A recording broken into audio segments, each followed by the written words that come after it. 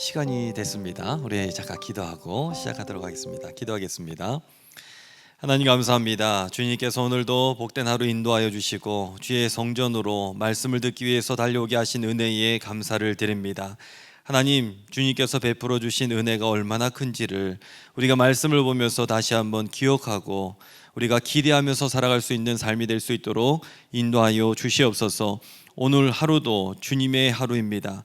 하나님, 오늘 하루를 값지게 사용할 수 있도록 인도하여 주시고 우리가 말씀을 볼 때에 하나님께서 우리에게 어떻게 다가오시는지 또 우리에게 어떻게 체험케 하시는지를 경험할 수 있는 하루 될 수 있도록 인도하여 주시옵소서. 주님께서 함께 해주실 줄 믿사오며 예수 그리스도 이름으로 감사하며 간절히 기도드리옵나이다. 아멘.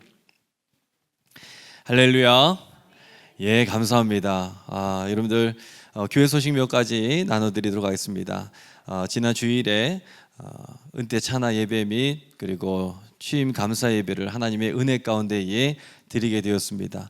우리 장로님들과 우리 성도님들 정말 애 많이 쓰셨고 제가 또 감사를 드리고 저는 그전에도 분명히 우리 신길교회 담임 목사였는데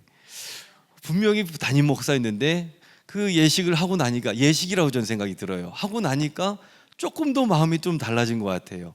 이게 결혼식을 하고 사는 거하고 안 하고 사는 거하고의 차이인가? 라는 생각이 좀 들었습니다. 딱 결혼식 같은 거예요. 그런데 결혼식이 중요한 게 아니라 결혼식 이후의 삶이 중요하겠죠. 그래서 더 많이 기도하면서 하나님 앞에 무릎으로 나가는 그런 시간들이 되도록 하겠습니다. 협력해 주시고 또 기도 많이 해주신 우리 성도님들께 진심으로 감사를 드리고 특별히 이제 10월 달은요 전도의 달입니다. 우리가 전도하는 일들에 힘쓰시고 또 마지막 주일에는 제가 광고를 드렸듯이 우리 교회의 대신방 선물 웃는 예수님 그것을 이제 그리셨던 권사님이 오셔서 간증 집회로 우리가 또 모이려고 합니다. 여러분들 우리 교회 전도하는 일들에 또 힘써 주시고 또 기도해 주시는 복된 시간 되시길 부탁을 드리도록 하겠습니다. 성경 암송을 신청하신 분은 없어요. 그런데 창세기 15장 4절부터 5절까지의 말씀이었는데 혹시 외우신 분이 계실까요? 성경책은 미리 준비되지 않았지만 혹시 외우신 분이 계시다면 없으시면 우리 창세기 15장 4절부터 5절까지의 말씀을 한번 읽어보면서 지난 암송의 말씀을 다시 한번 좀 기억해 보도록 하겠습니다. 창세기 15장 4절부터 5절까지의 말씀 우리 다 함께 암송을 읽어보도록 하겠습니다. 여호와의 말씀이 그에게 임하여 이르시되 그 사람이 내 상속자가 아니라 내 몸에서 날 자가 내 상속자가 되리라 하시고 그를 이끌고 밖으로 나가 이르시되 하늘을 우러러 무뼈를 셀 수 있나 보라. 또 그에게 이르시되 내 자손이 이와 같으리라. 아멘. 이 축복이 우리에게도 임하게 될 줄로 믿습니다. 우리 자녀 손들의 삶이 정말 놀랍게 부흥하고 번창하고 그러면서 하나님께서 내려주시는 축복을 다 누리시는 믿음의 가정들이 되시길 간절히 부탁을 드립니다. 오늘 본문은 16장의 말씀을 읽으면서 우리가 말씀을 시작하도록 하겠습니다. 창세기 16장의 말씀 1절부터 16절까지 말씀을 교독으로 보시고 마지막 절은 다 함께 읽도록 하겠습니다. 아브라함의 아내 사레는 출산하지 못하였고 그에게 한 여종이 있으니 애굽 사람이요 이름은 하갈이라.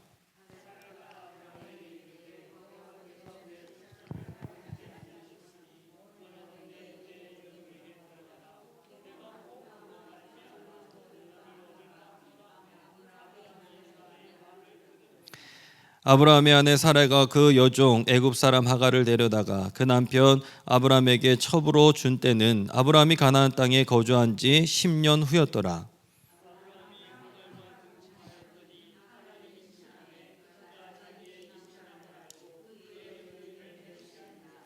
사레가 아브라함에게 이르되 내가 받는 모욕은 당신이 받아야 옳도다. 내가 나의 여종을 당신의 품에 두었거늘 그가 자기의 임신함을 알고 나를 멸시하니 당신과 나 사이에 여호와께서 판단하시기를 원하노라.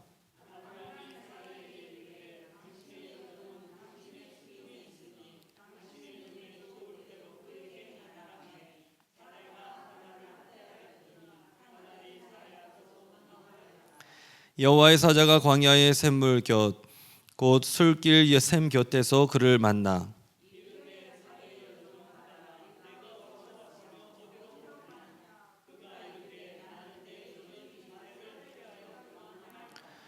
여호와의 사자가 그에게 이르되 내 여주인에게로 돌아가서 그 수하에 복종하라.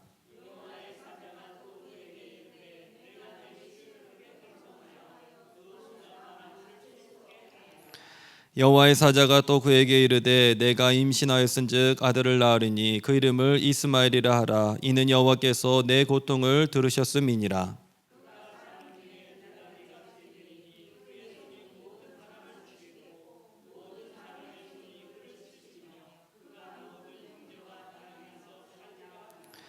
하갈이 자기에게 이르신 여호와의 이름을 나를 살피시는 하나님이라 하였으니 이는 내가 어떻게 여기서 나를 살피시는 하나님을 배웠는고 함이라.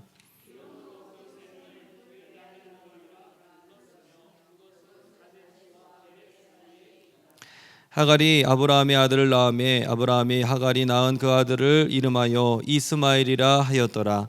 하갈이 아브라함에게 이스마엘을 낳았을 때에 아브라함이 86세였더라. 아멘. 오늘 지난 시간에 못다한 데부터 이제 오늘 다시 한번 좀 시작을 하도록 하겠습니다. 지난 시간에 13장까지 했고요. 이제 오늘 14장부터 할 차례입니다. 창세기 14장의 말씀입니다. 창세기 14장의 말씀은 어떤 말씀이 있는가 보면 이제 롯이 포로가 되는 장면의 말씀이 있습니다. 1절부터 12절까지의 말씀을 보시면 롯이 포로로 잡히게 되는 때를 우리가 보게 되는데 이 당시에 사실은 전쟁이 일어날 명분이 없었어요. 그런데 그 전쟁이 갑자기 일어나게 되었는데 남쪽의 5개 나라, 이 나라는요 북쪽 4개 나라에 12년 동안 무엇을 바치고 있었느냐 하면 조공을 바치고 있었어요. 그런데 이거를 갑자기 이제 거부를 하게 된 거죠. 거부를 하게 되면서 북쪽이 남쪽을 공격하게 되었고 시딤에서 이제 전쟁을 벌이게 됩니다. 이 시딤이라는 곳에서 왜 전쟁을 하게 되었느냐? 여기에 역청이 많이 있었습니다. 그래 이 역청을 가지고 어떻게 사용했는지 모르겠지만 전쟁에 할 때에 유리했다라는 거예요. 그래서 전쟁할 때에 유리한 곳, 이 시딤에 역청이 많이 있었기 때문에 그곳에서 이제 전쟁을 하게 되었는데 나중에는 이것이 전쟁할 때의 패배의 원인이 됩니다. 그게 어디에 있느냐면 창세기 14장 10절의 말씀을 보시면 역청 구덩이에 빠지는 장면을 우리가 보게 돼요. 그러면서 여기에서 이기려고 거기를 장소를 삼았는데 거기에서 오히려 패배하는 곳이 되었다라는 거예요. 우리도 마찬가지 아닐까요? 우리가 사람 때문에, 때로는 돈 때문에, 아니면은 어떤 것 때문에 이 사업은 된다, 이거는 될 수밖에 없다 라고 했던 그곳에서 오히려 이것이 내 발목을 잡게 하는 그런 일들도 많이 있다는 거예요. 저도 죄송하지만 목회를 얼마 안 됐지만 이렇게 보면 사람을 의지하다 보면 그 사람이 나를 많이 도와줄 것 같은데 아니더라고요. 나중에는 그 사람 때문에 힘들어지게 되는 일들도 분명히 있습니다. 우리가 바라봐야 될 것은 오직 여호와 하나님인 줄로 믿습니다. 그래서 하나님을 바라보고 목회를 하는 것이고 하나님을 바라보면서 우리가 사업을 하거나 인생을 살아가야 되지, 다른 눈에 보이는 것을 의지할 때에 오히려 넘어지는 일들도 많이 있다는 거예요. 첫 번째, 그래서 롯이 포로가 되었고, 두 번째는요 이 롯을 구출하게 되는 이 아브라함의 모습을 13절부터 24절까지 말씀을 볼 수가 있습니다. 아브라함이 자기 수하에 있었던 사람 318명을 데리고 이제 롯을 이제 밤에 공격을 하면서 롯을 데려오려고 하는 그러한 장면의 말씀이 13절부터 24절까지 나오게 되죠. 그때에 그 전쟁에서 승리하게 됩니다. 그리고 돌아오는 길에 살렘 왕 멜기세덱을 만나게 되면서 내가 전쟁에서 이길 수 있었던 가장 큰 이유는 하나님께서 나를 이기게 하셨구나, 이것을 알게 되면서 여기에서 멜기세덱에게 그 떡을 떼고 포도주를 나누게 되는 그런 말씀들을 우리가 볼 수가 있습니다. 그래서 11조가 여기에서 시작이 되었다라고 이야기하는 학자들이 많이 있죠. 그러면 이 14장 롯이 붙잡혀 가고 그리고 롯을 데리고 오려고 밤에 갔던 이 아브라함의 모습, 여기에서 주는 의미가 무엇이냐? 그 첫 번째는 무엇이냐? 인간의 뭐죠? 계산은 한계가 있다. 인간의 계산은 한계가 있다라는 것을 우리에게 말해주고 있다는 겁니다. 이전까지는 이 조공의 문제가 사실 문제가 없었습니다. 이상이 없던 이 가나안 국가가 조공 문제로 인하여서 다투게 되었고 여기에서 전쟁까지 벌어지게 되었다라는 거예요. 롯은요, 모든 것을 사실은 계산했어요. 네가 좌하면 나는 우하겠고 네가 우하면 나는 좌하겠다. 분명히 아브라함이 그렇게 얘기를 했거든요. 롯이 근데 이렇게 보니까는 저 소돔 땅을 이렇게 보니까는 거기 목초지가 많이 있었던 거예요. 내가 저 땅을 가져와야 되겠다. 이미 계산이 들어간 거예요. 그래서 그 땅을 가지고 왔는데 여기에서 지금 갑자기 일어나지 않아야 될 전쟁이 일어나게 되었다는 것이죠. 즉 인간이 아무리 계산을 한다 할지라도 거기에는 분명한 한계가 있다는 거예요. 반대로 아브라함은요, 계산하지 않았습니다. 계산하지 않았는데 아브라함의 재산은요 계속 늘어가고 있어요. 아브라함의 재산은 계속 늘어갑니다. 즉 우리가 하는 일은요 계산으로 하는 것이 아니라 기도로 해야 될 줄로 믿습니다. 우리는 기도로 살아가는 삶이에요. 한 가지 더, 우리는 숫자로 살아가는 인생이 아니라 믿음으로, 기도로 살아가는 인생인 줄로 믿습니다. 왜 이 말씀을 드리냐? 우리는 모든 게 숫자예요. 성도님이 모이는 숫자도 숫자이고, 병원에 가면은 내 맥박이 얼마인지 그것도 숫자이고. 그런데 저에게 가르침을 주셨던 목사님 중에 한 분이 계시는데 그 목사님이 암에 걸리셨었어요. 그런데 이 암에 걸리셨는데 그 목사님이 저한테 하시는 이야기가, 박 목사, 목사는, 성도는 숫자로 사는 게 아니라 믿음으로 사는 거야. 저는 그 말이 굉장히 큰 은혜였어요. 본인도 가면은 암 수치가 있잖아요. 숫자로 다 데이터화가 되잖아요. 그런데 그 데이터 앞에서 그 얘기를 하셨을 때 저에게는 굉장히 큰 도전과 은혜가 되었습니다. 오늘 이 아브라함을 보면서, 롯을 보면서도 우리는 그 은혜를 보게 됩니다. 두 번째는요, 단순한 아브라함이 승리한 것처럼 단순하게 살아야 우리의 삶도 승리하게 될 줄로 믿습니다. 아브라함은요, 아까 말씀드린 대로 계산하지 않았어요. 롯이 땅을 선택했을 때 말없이 롯에게 주었고, 그리고 자기는 그 반대의 땅을 받게 되었고, 그리고 이 가솔들 318명을 데리고 갔는데 이 사람들은 사실 정규군이 아니에요. 자기가 데리고 있었던 이 수하의 사람들이었고, 이 사람들은 양을 치는 사람들이죠. 목동들이죠. 그런데 이 사람들 가지고 전쟁을 한다? 아브라함은 정말 단순한 사람이에요. 뭐냐면 그냥 내 조카를 데리고 와야 되겠다, 구출해야 되겠다, 이 마음밖에 없었던 거예요. 그래서 계산 없이 그냥 달려갔는데 하나님께서는 그 모든 전쟁에서 이기게 하셨다라는 거예요. 즉 계산하지 말라는 소리가 아니라 우리의 삶에 하나님을 온전히 믿으라라는 거예요. 전쟁 후에 이 소돔 왕이 아브라함에게 내가 너에게 모든 것들을 다 주겠다, 너가 우리를 구출해 줬으니까 내가 너의 모든 재산들을 다 주겠다 했을 때에 아브라함은 그거 거절했습니다. 받지 않았습니다. 우리가 인간적인 계산이 들어가면 그거 얼마입니까? 돈 값어치로 환산하면 얼마예요? 그런데 그거를 받지 아니했습니다.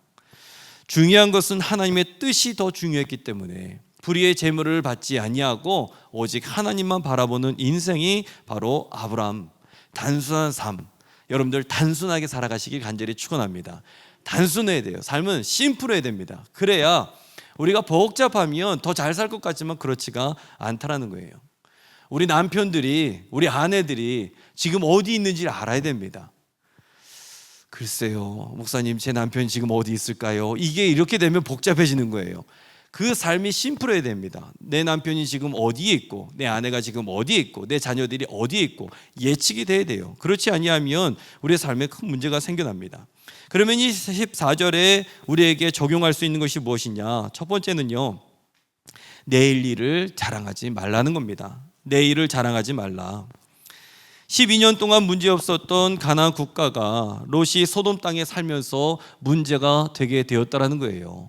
모든 주도권을 롯에게 양보했던 아브라함은 사실 손해보는 일이었는데 점점 거부가 되었고, 롯은 오히려 그 반대의 형편이 되었다는 것이죠. 우리가 무엇을 쫓아 사는지가 중요하다는 것입니다. 두 번째는요, 깊이 뿌리 내리는 신앙이 되시길 간절히 부탁을 드립니다. 왜 그러냐면 롯은요, 그냥 치고 빠지는 사람이었습니다. 롯은 그냥 눈에 보기에 좋은 것들을 선택하게 되었던 것을 보게 되죠. 요즘 아이들로 이야기하면 썸 탄다고 이야기하는 그런 단어가 있는데 그냥 간만 보는 거예요. 그냥 이렇게 깊은 관계가 아니라 그냥 살짝 이렇게 알아가는 것. 하나님에 대한 신앙도 깊은 신앙이 아니라 그냥 살짝 알아가는 그러한 신앙이었다라는 거예요. 그런데 우리들도 보면 신앙을 깊이 뿌리 내리지 못하고 그냥 살짝만 그냥 알아가는 그런 신앙인들이 많이 있다는 거예요. 선택을 하지 못하고 때로는 갈팡질팡할 때도 많이 있죠. 그런데 아브라함은요, 진득했고 단순했습니다. 하나님께서 그 하나님 앞에 확실하게 매이니까 전쟁 중에도 승리하게 하셨고, 그리고 광야 생활을 하면서도 부하게 하셨다는 거예요. 그것은 무엇이냐? 하나님을 그냥 간만 보는 게 아니에요. 그냥 깊이 들어가는 신앙. 그냥 단순하게 내가 믿는 것, 내가 거하는 곳, 여기를 내가 만족하면서 믿음으로 살아갈 때에 그의 삶이 풍성한 은혜가 넘쳐나게 될 줄로 믿습니다. 우리의 삶, 우리의 신앙도 깊은 신앙으로 돌아가시길 간절히 부탁을 드립니다. 이제 창세기 15장의 말씀을 보시면요, 창세기 15장은 어떤 내용이 있습니까?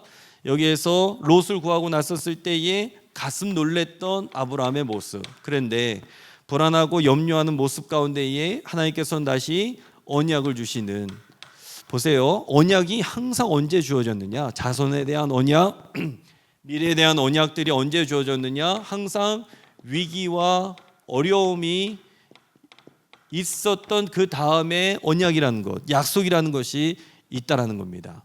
그래서 15장도 말씀하시는 하나님이 1절부터 7절까지 나와 있고, 거기에서 전쟁에서 승리하고 난 다음에 아브라함은 제단을 쌓고 예배를 합니다. 그리고 환상 중에 아브라함에게 나타나면서 자손에 대한 축복을 주시죠.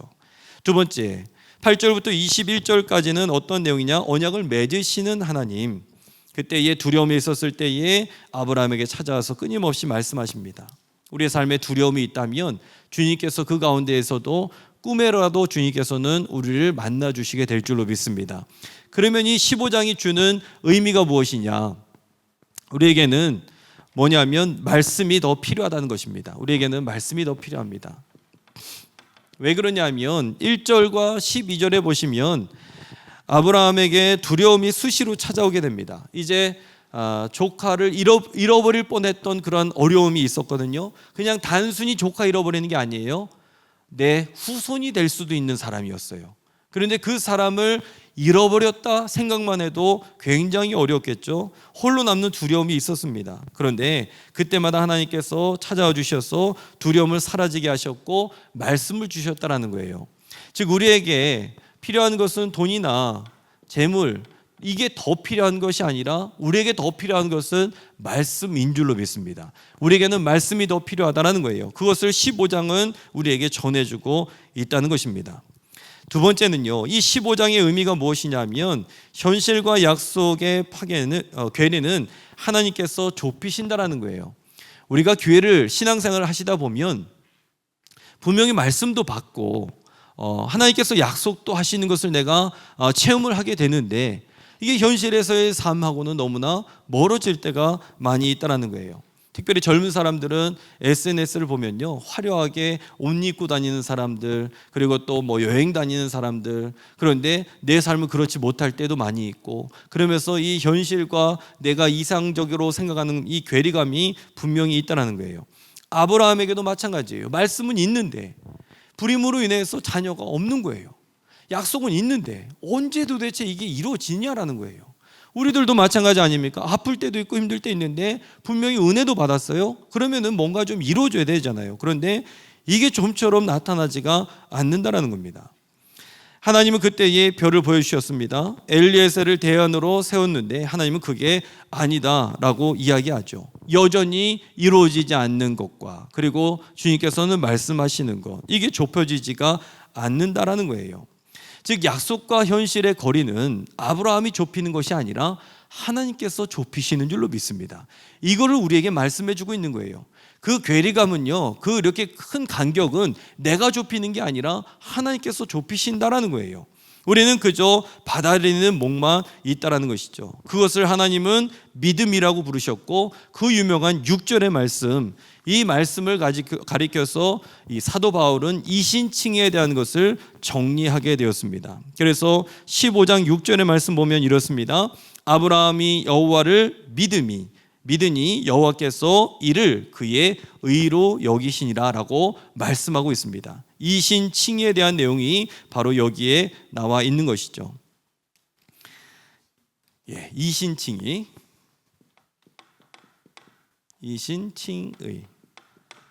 또 어떤 데는 이신득의, 의를 얻었다라고 해서 이신득의라고 얘기하는데 같은 말입니다. 이신칭이 이신득입니다. 그러면 이 15장, 창세기 15장이 우리에게 말해주는 것을 어떻게 적용할 수 있느냐? 첫 번째는요, 작은 일에 실망하지 마시길 간절히 부탁을 드립니다. 왜 그러냐? 7절에 보시면요, 너를 갈대아인의 우르에서 이끌어낸 여호와다라고 이야기를 분명히 하고 있어요. 그런데 아브라함을 하나님께서 만나서 이끄셨던 것은 하란이었습니다. 그 이전에 갈대아 우르에서 이끌었던 분은 누구였느냐? 아버지 데라였어요. 데라에 의해서 갈대아 우르에서 나왔어요. 그런데 하나님께서는 뭐라고 이야기하느냐 하면 너를 갈대아 우르에서 이끌어낸 하나님이다라고 이야기하고 있어요. 진짜 이끌어내셨던 것은 하란이었는데 하나님은 그렇게 하란에서 내가 너를 이끌어내지 않았다라고 이야기하지 않고 갈대아 우르에서 너를 이끌어냈다라고 이야기하십니다. 즉 이 뜻은 무엇이냐 하면 하나님께서는 내가 하나님을 만나기 이전부터 우리 하나님은 우리의 삶을 계획해 놓으신 줄로 믿습니다. 우리가 신길교회에 오기 이전부터 하나님께서는 우리를 이끌어 주신 줄로 믿습니다. 저도 마찬가지예요. 제가 신길교회에 오기 이전부터 저는 하나님께서 신길교회로 인도해 주신 줄로 저는 믿습니다. 제가 이 이야기는요, 제 안사람하고 두고두고 이거는 참 신앙의 간증이라 생각이 드는데, 제가 우리 교회에 오기 이전에 사실은 이곳을 지나간 적이 있었어요. 제 친구가 이 옆 교회에 있었습니다. 그러면서 제가 우리 신길교회를 지나간 적이 있었는데, 신길교회를 지나갈 때에 정말 이 교회 대박이다. 죄송합니다. 이 표현 좀 그렇지만 이 교회 대박이다. 그렇게 생각을 했었어요. 왜 그러냐면 역 앞에 교회가 딱 있는 거예요. 여기 오고 싶다. 그렇게 지나가면서 한번 생각을 했었습니다. 그런데 하나님께서는 우리 입술의 고백을 거저 듣지 아니하시고 응답해 주시는 줄로 믿습니다. 그러니까 우리가 전혀 낯선 곳에 가지 않는다라는 거예요. 한 번쯤은 가게 하시고 한 번쯤은 보게 하시고 그곳에 하나님께서는 우리를 인도하신다라는 거예요. 저는 그래서 우리가 가는 곳이 중요하고 우리가 생각하는 것이 중요하고 우리가 말하는 것이 중요하다는 생각을 늘 해보게 됩니다. 그렇기 때문에 하나님께서는 그 이전부터 지금 아브라함을 이끌 것을 계획해 놓으셨다라는 거예요.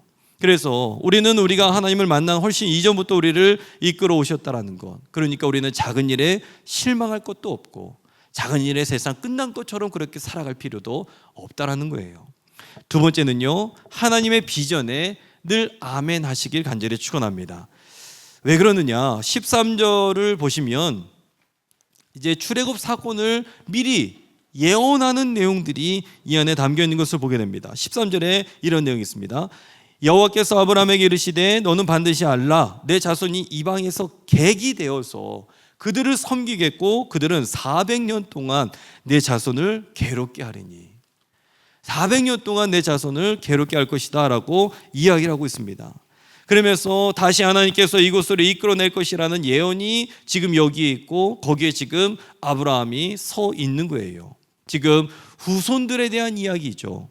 그런데 이게 현실에 자녀가 없다고 해서 내가 포기하고 하나님의 말씀은 나중에 이루어질 것이구나, 아니면 실망하고 좌절하고 그냥 그 모든 것들을 다 포기하면서 살아갔더라면 아마 이런 예언이라는 것이 도무지 이루어질 수가 없었겠죠. 즉 우리의 삶에는요, 항상 하나님의 비전에 아멘할 때에, 긍정할 때에 그것이 이루어지게 될 줄로 믿습니다. 이것을 우리 창세기 15장은 우리에게 전해주고 있다는 것입니다. 자, 오늘 4장으로 오늘 네 번째 시간 창세기 16장의 말씀을 이제 보도록 하겠습니다. 16장 창세기 16장. 오늘 읽었던 말씀이죠. 오늘 읽었던 말씀에 보면 1절부터 5절까지는 잉태하지 못하는 그 아브라함의 아내 사레를 우리가 보게 되고 6절부터 16절까지는 이스마엘의 출생과 이 하갈의 학대의 모습을 볼 수가 있습니다.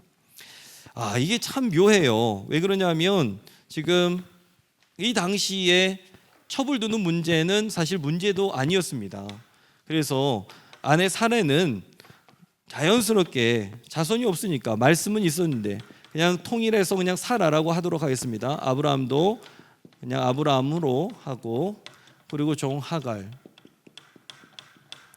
이 셋의 위치가 저는 참 이 창세기 16장, 죄송합니다. 창세기 12장부터 25장까지 아브라함의 이야기인데 여기에서는 설교할 내용들이 정말 무궁무진하게 있어요. 저는 이 본문만 보면은 참 재밌고 설교할 내용들이 참 많이 있는 것을 보게 됩니다.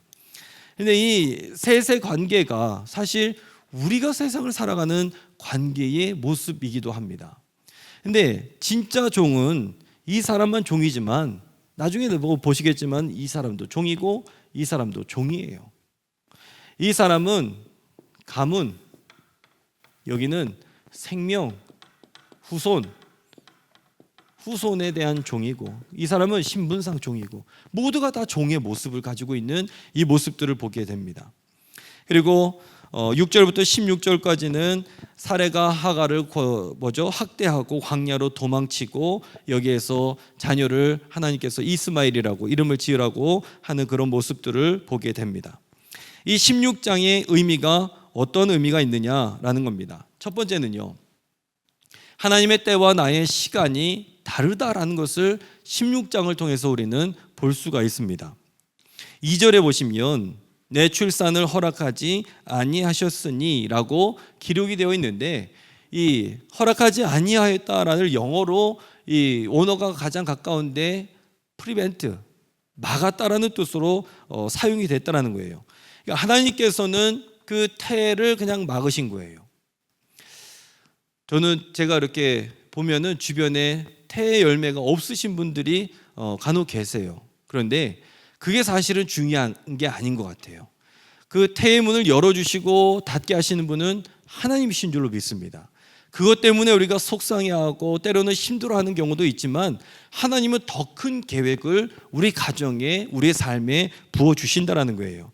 그러면서 사례는 임신이 안 된 것이 아니라 하나님께서 막으셨다라는 것을 이 사라가 나중에는 깨닫게 되죠.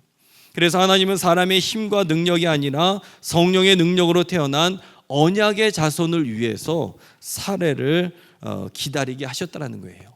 그러니까 우리에게 좀 뭔가 응답이 지연되거나 좀 뭔가 좀 주어지지 않는 것, 이것은 무엇이냐면 우리의 삶에 하나님께서는 더 말씀을 부어주시는 사건으로 온다는 거예요. 언약의 자손으로 우리에게 허락해 주셨던 것처럼 분명히 우리에게 뭔가 다른 것을 주시기 위해서 기다리게 하시고 때로는 막으시는 것을 우리는 볼 수가 있다는 것이죠.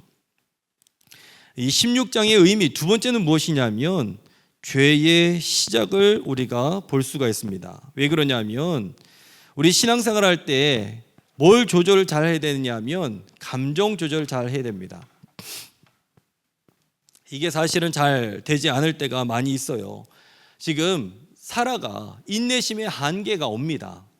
그렇죠. 분명히 약속은 주어졌는데 교회는 다니는데 우리가 자꾸 뭔가 지연되고 안 된다면은 이 인내심의 한계라는 것이 반드시 찾아올 때가 있어요. 그런데 그때에 항상 조심해야 됩니다.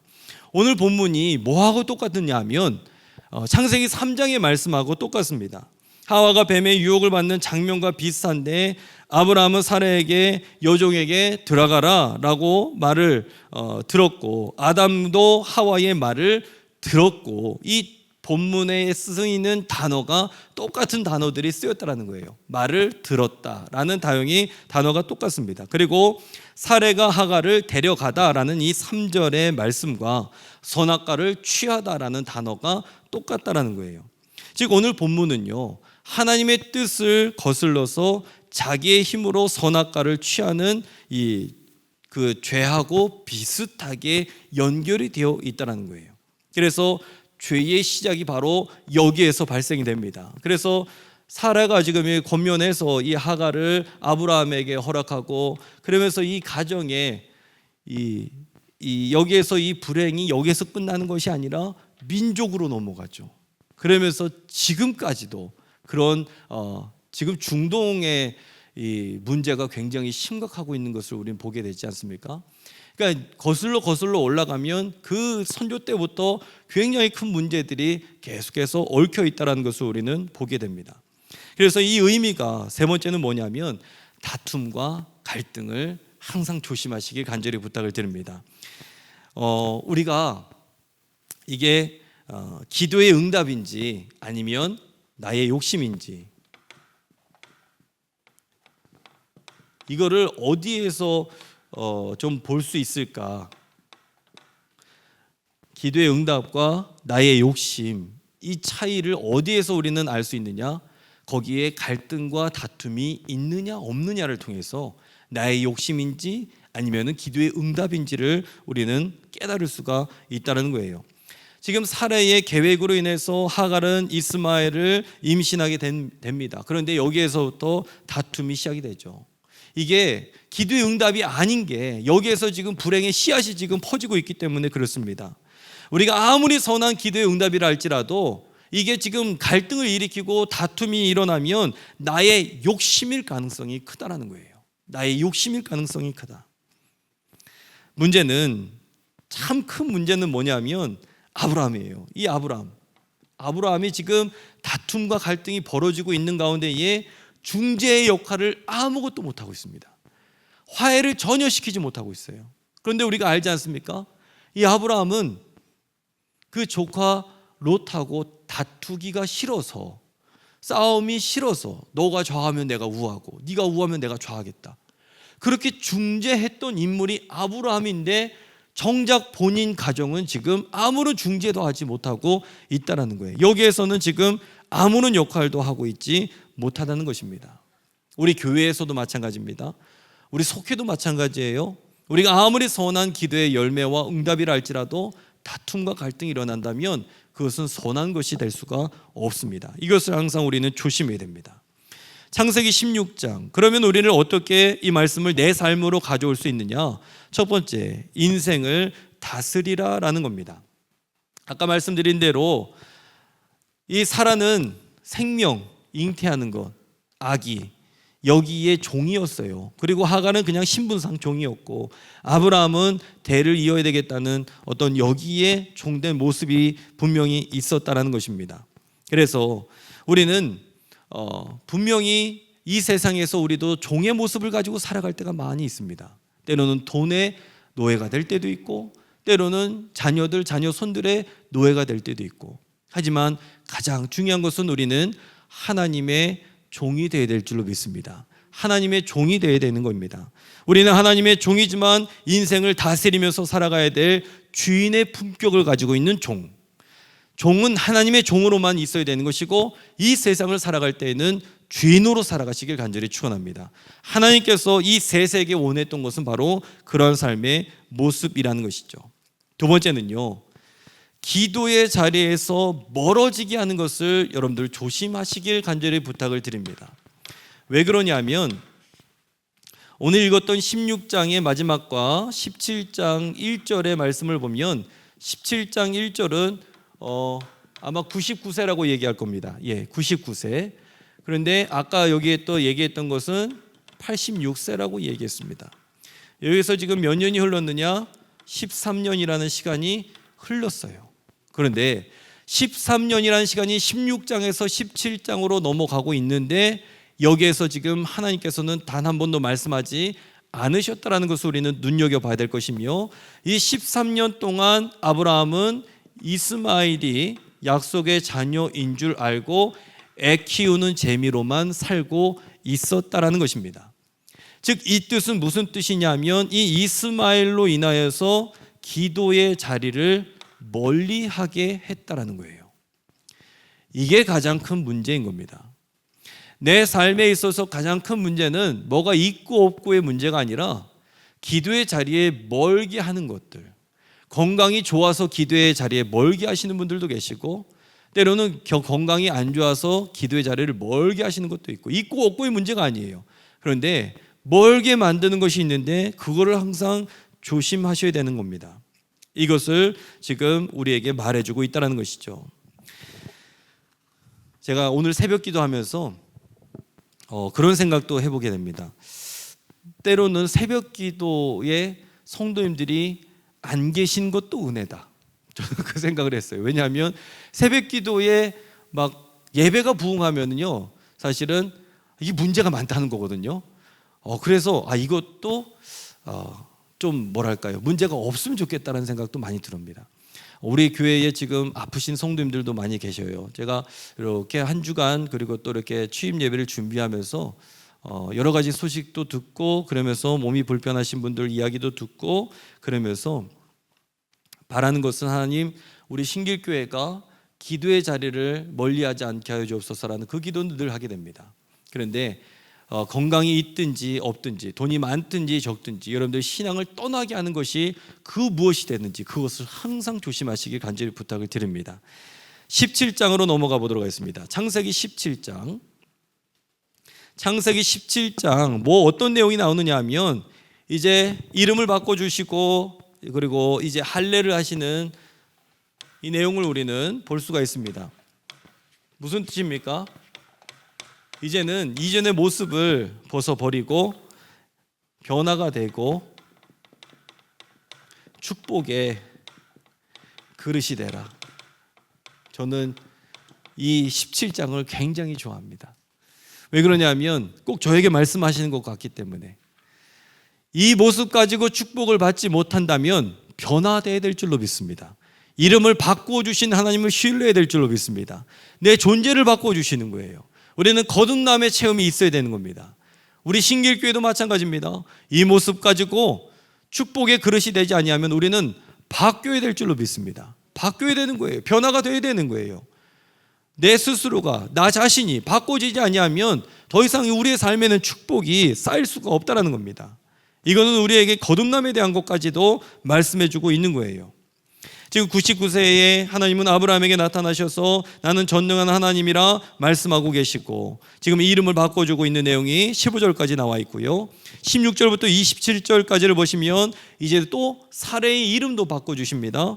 사레, 공주라는 뜻에서 사라, 여러 민족의 어머니로 바꾸어 주시죠. 그리고 아들 이삭을 주실 텐데 이름을 이삭이라 지으라 라고 17장에 말씀하고 있습니다. 17장의 의미가 무엇인가? 아까 말씀드린 대로 존재의 변화입니다. 지금 존재를 바꾸라. 아브라함은 13년 동안 그냥 재미나게 지냈어요. 아무런 일도 일어나지 않았습니다. 하나님 보시기에 축복받을 만한 존재가 아니었다는 거예요. 불신의 삶은 미래를 바꿀 수가 없습니다. 여러분들 항상 긍정이 되시길 간절히 축원합니다. 적극적인 삶을 살아가셔야 됩니다. 그렇지 아니하면 우리의 미래는 바꿔지지 않습니다. 하나님은 이름과 할례를 행하시면서 존재를 바꾸셨습니다. 하나님이 지금 내게 원하시는 것은요, 지금 나의 존재를 바꾸길 원하시는 그 모습일지 모릅니다. 죄송합니다. 저는요 그렇게 적극적인 사람이 아니에요. 성격 자체도 MBTI에서 I로 시작을 합니다. 그러다 보니까는 뭔가 이거를 내가 꼭 이뤄내야 되겠다, 이거는 내가 뭔가 해야 되겠다, 이런 생각이 사실 별로 없어요. 그냥 물이 흘러가면 흘러가는 대로, 시간이 흘러가면 흘러가는 대로. 제가 설교 시간에 봉사했던 것을 제가 말씀을 드렸지만 그게 그냥 재밌던 거예요. 그게 내 삶을 바꾸겠다는 생각도 들지 않았고, 그냥 내가 할 수 있는 일이 그것밖에 없어서 그냥 그것만 했던 거예요. 시간아 지나가라. 그냥 학교 시간을 그냥 그걸로 그냥 다 까먹었어요. 공부도 하지 않고. 그런데 저는 그 시간이 정말 후회가 돼요. 그 시간에 좀 배웠어야 되는데, 그 시간에 좀 말씀을 더 익혔어야 되는데. 그런데 제가 개척을 할 때에도 마찬가지였습니다. 그냥 시간아 지나가라. 왜 아무도 날 도와주지 않지? 가족도 안 도와줘요. 참 그 감독님 얘기하셨잖아요. 개척한 사람은 좀 그래도 좀 흠이 있어도 용서하고, 뭐 건축한 사람은 저 개척했어요. 좀 용서해 주실지 모르겠습니다. 그런데 정말 가족도 안 도와주세요. 처음에는 좀 도와주시는 것 같아요. 그런데 이게 하루 이틀이죠. 1년이 지나고 2년이 지나고 어떻게 그 생활비를 다 대줍니까? 그러니까 저는 하는 일이 뭐냐?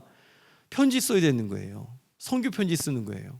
그래서 저는 웬만하면 선교 편지 오는 거는 외면하고 싶지 않은 이유가 제가 그 편지를 써봤기 때문에 얼마나 자존심 상하고 얼마나 쓰기 싫은지 몰라요. 그런데 이거 안 쓰면 가족이 굶잖아요. 나가서 일을 할 수 있어요. 할 수 있는데 그러다 보면 새벽 기도도 못하고 뭐 다른 목회는 못하잖아요. 제가 그때 눈물로 기도한 것이 하나님, 저 일을 할 수 있어요. 가족 먹여 살릴 수 있어요. 그런데 목회하면서 먹여 살릴 수 있게 해달라고 그렇게 기도 많이 했어요. 그게 옳은지 어떤지는 잘 모르겠어요. 지금 이중직을 가지고 일하시는 분들에게 이 소리가 어떤 소리가 될지는 모르겠습니다. 하지만 저는 정말 단순하게 그렇게 기도했어요. 저 그냥 풀타임 목회자가 되게 해달라고 그렇게 기도하면서 지금까지 오게 됐는데, 그러면서 그렇게 편지를 쓰는데 참 정말 이게 쓸 게 아니더라고요.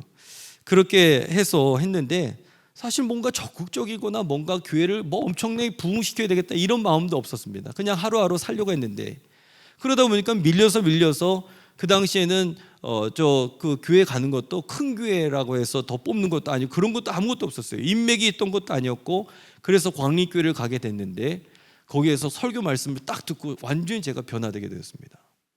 왜 거기에서 주저앉냐라는 거예요. 김선동 감독이 왜 거기서 주저앉느냐고, 왜 못한다고 이야기하느냐고. 거기에서 제가 그래서 다시 한번 제가 이렇게 살면 안 되겠구나 라는 생각을 하게 되었습니다. 우리의 존재를 주님께서는 지금 바꾸기를 원하신다는 거예요. 두 번째는요, 눈에 보이는 것이 전부가 아니라는 것입니다. 눈에 보이는 것은 이스마엘이었고 눈에 보이지 않는 것은 이삭이었습니다. 18절에 보시면 이스마엘이나 하나님 앞에 살기를 원하나이다. 하나님께서는 이삭을 자꾸 주기를 원하시는데 아브라함은 이스마엘이나 키우기를 원합니다 라고 현재에 만족하면서 살아가고 있는 모습을 보게 됩니다. 이스마엘의 나이가 13세로 이는 성인입니다. 유산을 물려줘도 괜찮을 나이예요. 그러니까는 아브라함은 이 아이가 내 후손이다 생각하고 이미 이제 유산을 물려줘도 괜찮겠다라고 생각하고 있었을 때였습니다. 그런데 하나님은 이삭의 존재를 계속해서 이야기하시죠. 때로는 성도의 삶이 이렇습니다. 생길 가능성이 희박한 이삭이 아니라 이미 존재하고 있는 이스마엘을 붙잡고 살아가고 있는 것이 바로 우리들의 모습이라는 것이죠. 지금 내 눈앞에 보이는 것, 내 눈앞에 있는 것을 우리는 더 많이 의지하면서 살아갈 때가 많이 있다는 것이죠. 세 번째는요, 하나님의 은혜는 뭐냐면 동일하다라는 거예요. 왜 그러냐면 하나님께서는 아브라함의 이름만 바꿔주신 것이 아니라 사라의 이름도 바꿔주셨습니다. 남편만 축복하시는 것이 아니라 아내도 축복하시는 줄로 믿습니다. 이게 같이 가야 되는 거예요. 목회자만 가는 것이 아니라 장로님들도 성도님들도 같이 가야 되는 거예요. 우리가 서로 부부가 한 곳을 바라보면서 신앙생활하는 것이 굉장히 중요합니다. 목회자만 앞서가는 것이 중요한 것이 아니라 같이 가야 되는 것이 중요한 것이고, 때로는 걸음이 느리다 할지라도 같이 그 걸음을 맞출 필요가 있다는 거예요. 이 17장을 우리의 삶에 적용해 볼 수 있는 것은 무엇이냐면, 과연 나는 무엇을 만족하면서 살아가고 있는가? 첫 번째, 나는 무엇에 만족하면서 살아가고 있는가? 짐 콜린스가 Good to Great라는 책에 이런 내용을 하고 있습니다. 위대한 것의 적은 좋은 것이다. 그러니까 나쁜 게 아니에요. 위대한 곳으로 가는 거에 발목을 잡는 것은 무엇이냐? 나쁜 게 아니라 충분히 좋은 것. 적용해 보자면 우리 신길교회가 위대한 교회로 가기 위해서 가장 큰 적이 있는데 그것이 무엇이냐면 지금 좋은 것. 이게 바로 위대한 것을 향해 나가는 데에 가장 큰 적이 된다는 거예요. 즉 무엇이냐면 지금 아브라함의 눈에는요, 이스마엘이 만족이 되었던 거예요. 충분히 좋았습니다. 그렇기 때문에 이삭은 더 이상 눈에 차지도 않았던 것이죠. 바라볼 필요도 없었던 거예요. 그런데 하나님은 그게 아니라고 이야기하죠.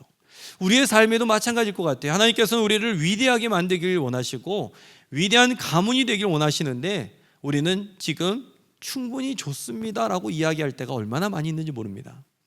저는 믿음의 뿌리가 깊지 못합니다. 그래서 저희 가문이 저만 바라보는 것이 아니라 제 자손들만 바라보는 것이 아니라 새벽에 기도할 때마다 저 밑에 그 자손들, 제가 아직 보지도 못하고 아직 쳐다보지도 못했던 그 자손들을 위해서 저는 하나님, 내 가문이 위대한 가문이 되게 해달라고 저는 기도합니다. 우리 가문에서 하나님, 장로님이 목사님들이 끊어지지 않게 해달라고 저는 기도하고, 이 아이들이 의사가 되든지 변호사가 되든지, 아니 그것이 다 필요 없다 할지라도 예수님 잘 믿는 가문이 되게 해달라고 저는 기도합니다. 저는 거리에서 청소를 한다 할지라도 하나님 위대하게 잘 믿는 믿음의 가문이 되게 해달라고 그렇게 계속해서 기도합니다. 왜냐하면 제가 은혜를 알았기 때문에, 예수 믿는 것이 얼마나 좋은 것이 알았기 때문에, 이게 내 대해서 끊어지면 안 된다는 것을 제가 너무나 잘 알기 때문에 계속해서 기도합니다. 두 번째는요, 나는 설명과 명령 중에 무엇을 좋아하느냐라는 거예요. 우리 성도님들이 강단에서 선포하는 이 말씀에 때로는 아멘이 어려운 것이 이게 명령이 될 때가 많거든요. 그러니까 설교는 사실은 명령이 많아요. 선포가 많습니다. 그런데 왜 그 이야기를 하느냐 하면 들을만 하기 때문에, 그리고 주님의 말씀은 항상 권유보다는 제자를 부를 때에도 명령이 많았습니다. 너는 나를 따르라. 너는 나를 따라 주겠니? 따를래? 이게 아니라 너는 나를 따르라라고 이야기하는 명령이 많이 있기 때문에 그랬다는 것입니다. 지금 여기에서도 마찬가지입니다. 최초로 시도하는 외과 수술이에요. 외과 수술. 지금 이 포경 수술하고 있는 거예요. 그런데 지금 어떻게 해야 되는지, 어떤 방법인지에 대한 것은 전혀 없고 해라라고 하는 명령만 나와 있다는 거예요. 이게 바로 주님의 말씀이라는 겁니다. 그러니까 내가 듣기 좋은 말만 듣는다면 우리는 가장 큰 축복을 놓치고 살아갈지도 모른다는 것입니다.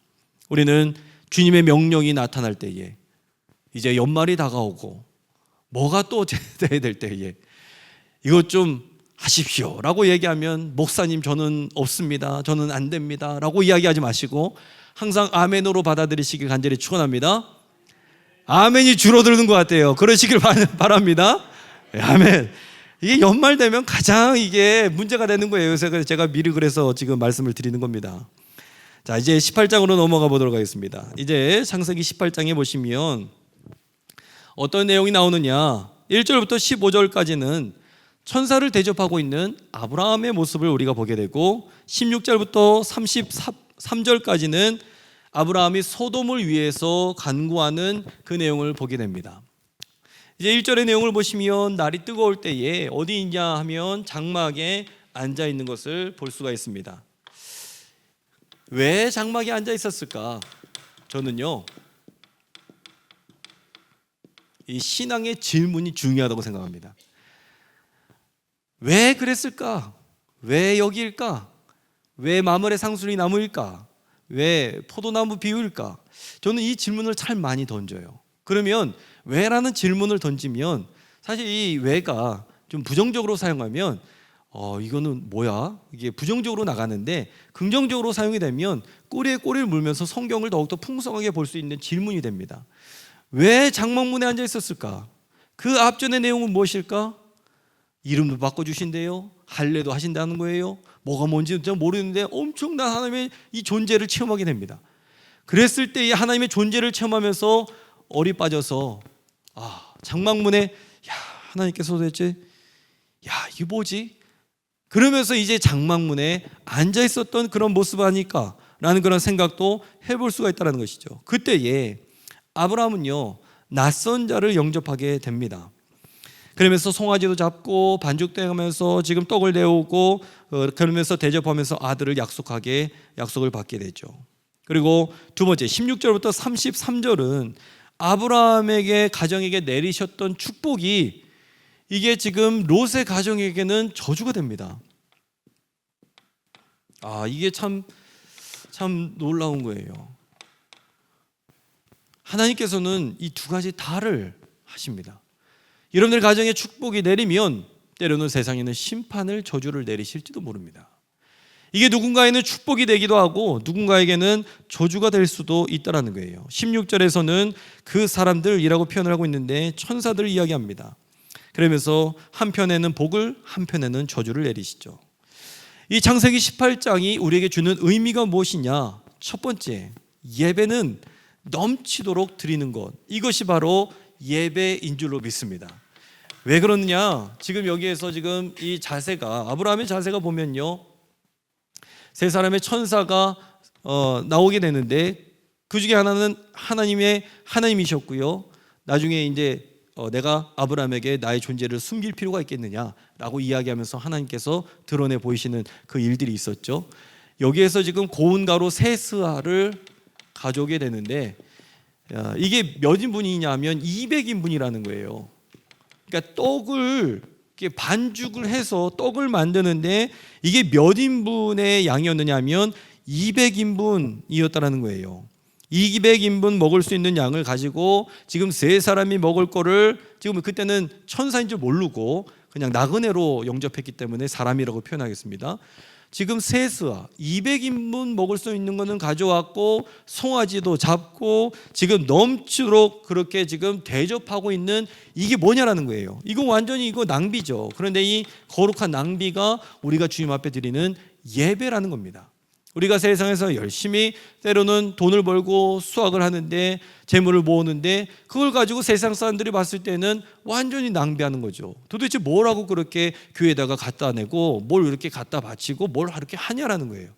죄송합니다. 저는 어릴 때에 저 교회에다가 헌금 내는 게 제일 싫었습니다. 저희 부모님들이 헌금을 내시는 거예요. 그런데 그게 제일 싫었어요. 왜 자꾸 갖다 내냐는 거예요. 나는 간식도 안 사주면서. 그랬는데 이게 축복이라는 것을 나중에 알게 되는 거죠. 이게 바로 우리가 드리는 예배라는 거예요. 거룩한 낭비. 두 번째는요, 이 18장이 주는 의미가 무엇이냐? 정신 차리라라는 겁니다. 예, 정신을 차리라. 1절에 보시면 장막문에 앉아 있었다. 예, 아까도 말씀드리지 않았습니까? 아마 그 하나님의 존재 사건에 얼이 빠져 있었을지 모릅니다. 당시의 사람들은요, 이 더운 시간에 일하거나 돌아다니지 않았습니다. 쉬는 것이 일반적이었죠. 그런데 아브라함은 그 뜨거운 낮 시간에 앉아 있었다는 거예요. 이것은 17장에서 받았던 하나님의 약속이 너무나 크고 충격적이었기 때문에 우리가 멍하니 있을 그때에도 하나님은 찾아와 주시는 줄로 믿습니다. 우리가 때로는 멍하니 있을 때가 있어요.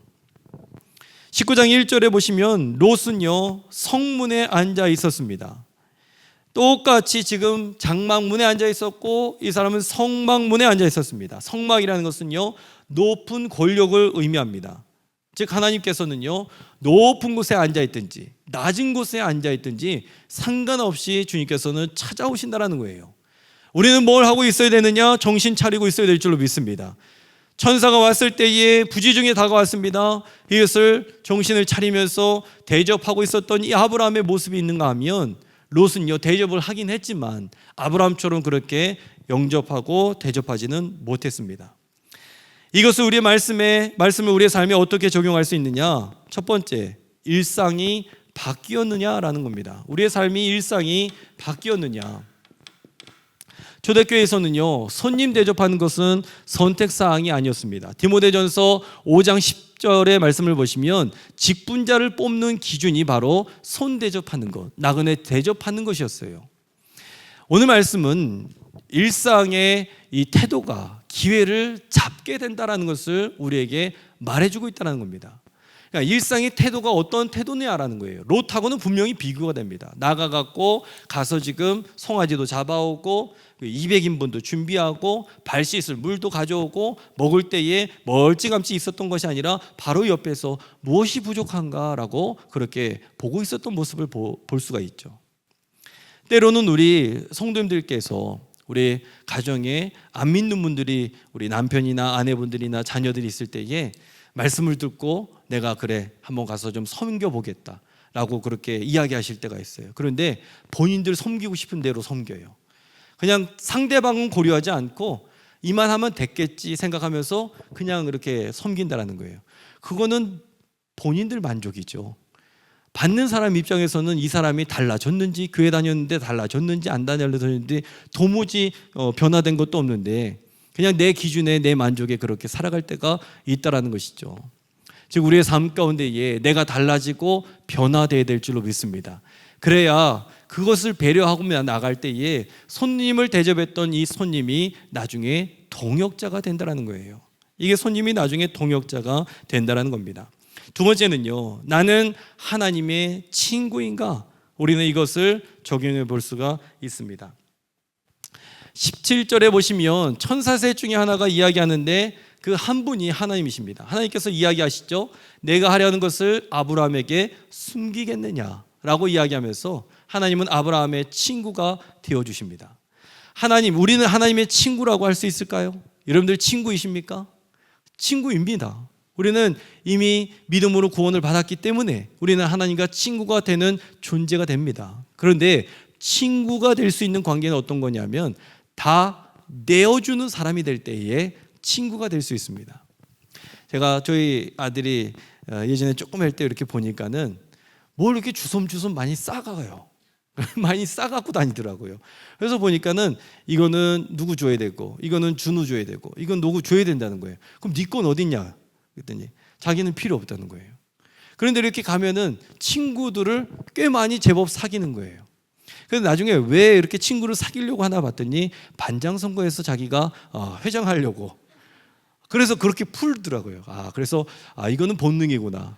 회장이 되려면 뭔가를 풀려고 하는 거는 당연한 거구나. 그런 생각을 해보게 됐는데 우리는 하나님 앞에 모든 것들을 내어드릴 때에 하나님 앞에 우리가 친구가 되고 아브라함이 바로 그렇게 되었다는 사실을 우리는 볼 수가 있습니다. 19장으로 한번 넘어가 보도록 하겠습니다. 이제 25장까지는 계속해서 아브라함에 대한 이야기를, 아브라함의 가문과 가정에 대한 이야기들을 보게 됩니다. 지금 어디죠? 19장인가요? 예, 19장. 19장 보도록 하겠습니다. 19장 1절부터 11절까지는 이제 심판, 소돔에 대한 죄악이 나오게 되고 여기에서 가장 큰 문제가 동성애에 대한 문제. 여러분들 동성애가 죄입니까? 아닙니까? 다 동의하시나요? 근데 이 문제 때문에 굉장히 시끄러워요. 저는 이게 죄라고 생각하거든요. 근데 죄이긴 하지만 동성애자가 교회에 오는 것을 여러분들 반대하십니까? 찬성하십니까? 찬성하셔야 됩니다. 반대하시는 건 아니에요. 왜냐하면 그 죄나 우리 죄나 똑같은 죄예요. 동성애자의 죄도 죄고 우리가 일상 가운데에서 죄인의 모습을 가지고 있는 우리도 죄입니다. 우리 교회는 누구든지 다 와야 됩니다.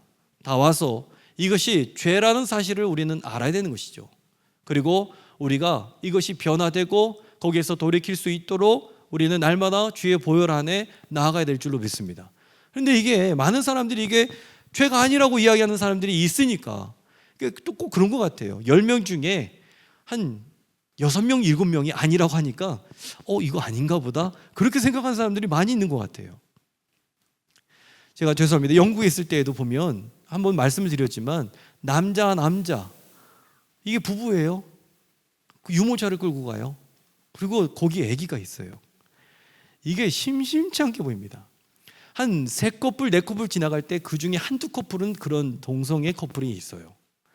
그러다 보니까는 지금 영국 사회는 이미 이 교회들이 신앙을 떠난 그런 교회들도 많이 있고 신학자들이 하나님이 없다라고 그렇게 이야기하는 신학자들도 이미 너무나 많이 있고 정말 이 영적으로 굉장히 많이 타락해 있는 모습들을 보게 되고 미국도 지금 감리교회가 완전히 쪼개지면서 UMC가 갈라지면서 GMC가 되면서 UMC는 동성애를 찬성합니다.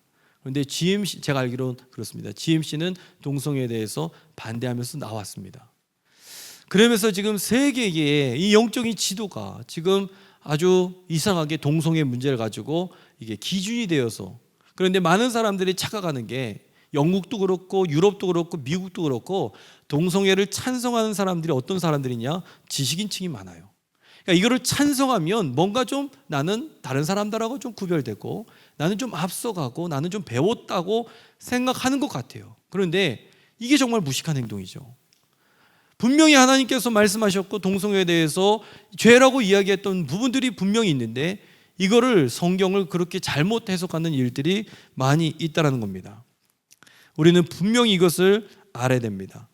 이 롯이 두 천사를 영접합니다. 아브라함만큼은 아니지만 정성으로 이제 대접을 하게 됩니다. 그런데 이 도시에 낯선 사람이 왔는데 이 소문을 듣고 그 사람들을 내어놓으라고 롯의 집에 이 사람들이 둘러싸서 에워싸게 됩니다. 황당하게도 이 동성애에 대한 문제를 이야기하면서 롯의 이 처세가 어떤 처세냐면 결혼하지 아니한 내 딸을 내어주겠다. 저는 이게 참 굉장히 뭐랄까요, 아주 이해할 수 없는 내용이 지금 이 소돔의 땅에서 벌어지고 있습니다. 두 번째는요, 소돔성을 떠나는 롯의 모습을 우리가 보게 됩니다. 16절에 롯이 지체하게 되죠. 그리고 그의 사위들이 그것을 농담으로 여기게 되고 소돔성을 떠나야 되는데 남겨진 것에 미련이 남아있는 이 모습들을 보게 됩니다. 그리고 23절부터 37절 끝절까지는 소돔과 고모라의 멸망과 죄의 씨앗을 우리는 보게 됩니다. 롯하고 두 딸을 살려주게 되었는데 여전히 이 죄의 씨앗이 남게 되었습니다. 거기에서 이 아내는 뒤를 돌아보면서 소금 기둥이 되게 되었고요. 이 소돔과 고모라는 모두 멸망하게 되었습니다. 이 19장이 우리에게 전해주는 의미가 무엇이냐? 여기에 어떤 의미가 있느냐? 첫 번째, 익숙함을 멀리하라라는 거예요. 익숙함을 멀리하라. 1절에 롯이 성문에 앉아 있었다라는 이 표현은요, 다양한 것을 생각하게 만듭니다. 아브라함에 의해서 소돔 땅에 평화가 왔거든요. 그런데 이 고생은 아브라함이 했는데 이 평화에 대한 이 영광은 롯이 차지하게 되는 거예요. 그러면서 그는 아브라함에게 갈 공을 다시 이 자기에게 돌리게 됐고 나그네를 섬기면서 받았던 축복도 똑같이 받게 되는데 사실 섬기는 법을 보면 이 아브라함이 원조였죠. 어떻게 섬겨야 되는지를 너무나 잘 알려주고 있습니다. 그런데 이 롯은요, 거기에서 세상 권력만 취하게 됐어요. 이상한 권력에 빠져서 성막문에 앉아 있었고 이게 권력 차지했다라는 거거든요. 뿐만 아니라 세상을 향해서 가다 보니까는 이게 자신의 두 딸을 내어주는 방식으로 이상하게 지금 변해 있는 롯의 모습을 우리가 볼 수가 있다는 거예요. 즉 오늘 이 말씀은요, 익숙한 것을 멀리하라라는 거예요. 익숙한 것을 멀리하라. 우리가 살아갈 때에 자연스럽게 받아들이고 있었던 것, 이것을 멀리하면서 항상 신앙은 새로움입니다.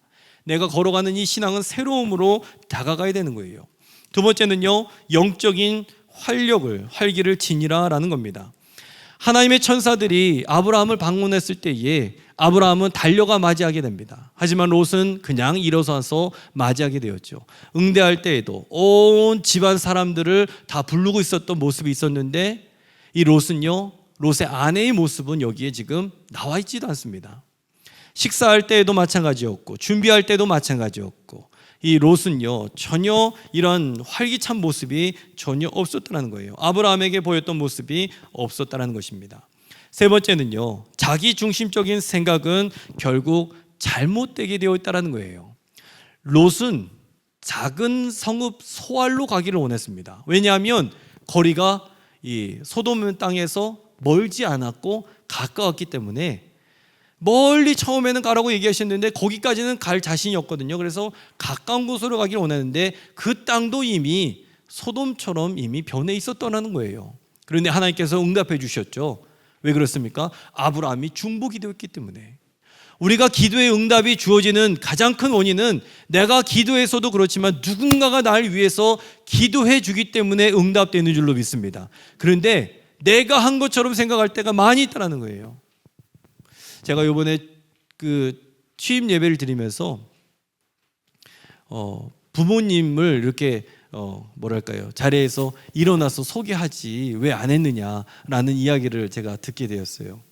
그런데 저는 부모님의 은혜를 잘 압니다. 제가 무시한 게 아니라 저는 항상 기준이 뭐냐면 하나님께서 예배를 받으셔야 될 것이고 하나님만을 높여드려야 되는 것이고, 그리고 이 자리는 공적인 자리라는 생각을 하기 때문에 가족이 드러나서는 안 된다라는 생각을 합니다. 물론 이 자리면 제가 가족도 일어 세울 수 있을 것 같아요. 저희 아내도 저 뒤에 있는데 일어 세울 수 있어요.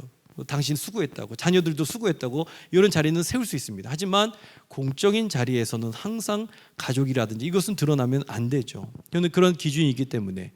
하지만 부모님의 은혜는 분명히 있죠. 누군가 기도해 주는 분이 있기 때문에 우리가 여기까지 오게 된 줄로 믿습니다.